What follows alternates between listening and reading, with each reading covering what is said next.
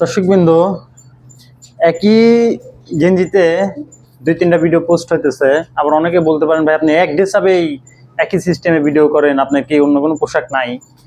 ভাই আমি খয়রাতি মানুষ, নাও থাকতে পারে, নাইও ধরেন, কারণ যা থাকে ভাই কবুতর পিছিয়ে ঢাইলা দেয়, নিজের জন্য কিছুই করি না। দেন নিজে হোক না, দেখছেন রক দেখুন যায়, নিজে কাটি ওরা কাটি, কবুতরের যত্ন নিতে শেষ।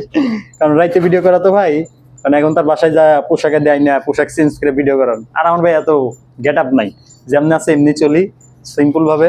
অনেকে বলছিলেন ভাই আপনার বিডিং রুম, মানে বিডিং রুমটা আপনি একটু ঘুরে দেখতে চাইছিলেন আপনারা, ইনশাল্লাহ সেটা দেখাইতেছি। কিন্তু ভাই একটা কথা, আমি কোনো কবুতর দেখাইতে পারবো না, ঠিক আছে ভাই? এই দেখেন, এইটা হচ্ছে আমার এক সাইড, এই যে কবুতর লাফালাফি করতেছে, দেখছেন? আর একটু দূরিনে দেখাই, দূরিনে দেখাইলে সবটাই দেখতে পারবেন।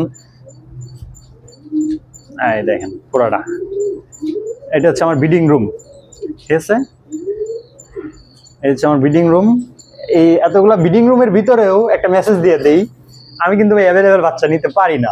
মানুষ যে এত বাচ্চা কই পায় ভাই, মনে অগৌ কবুতর মনে মুরগির মতন প্রতিদিনই ডিম পারে, যাই হোক একদিন পর পরে ডিম পারে, অগৌ কবুতর মানে মুরগির মতন।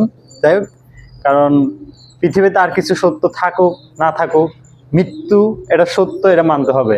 যাদের এই ভয়গুলো আছে আশা করি তারা মানুষের ঠকাবে না। আর ইনশাল্লাহ ভাই মানুষের কখনো ঠকাই নাই, আর ঠকানোর চেষ্টাও নাই।